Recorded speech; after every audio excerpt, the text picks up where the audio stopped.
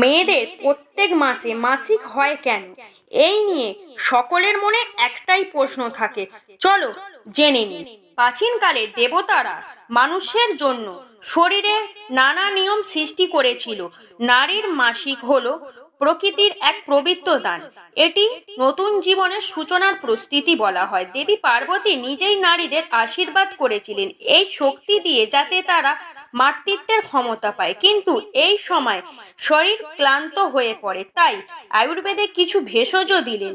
শর্তাবরী, Ashok, aloe vera আর তুলসী, এগুলি শরীরকে দেয় শক্তি, ক্ষমায় কষ্ট আর ফিরিয়ে আনে ভারসাম্য। ভক্তরা বিশ্বাস করে এই সময় মা দুর্গার নাম জপ করলে মন শান্ত হয় আর ভেষজ সেবন শরীর পায় দেবীর শক্তির আশীর্বাদ।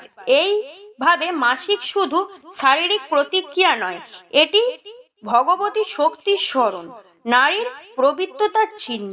এই রকম ভিডিও পাওয়ার জন্য চ্যানেলটিকে সাবস্ক্রাইব করুন, আমাদের সঙ্গে থাকুন।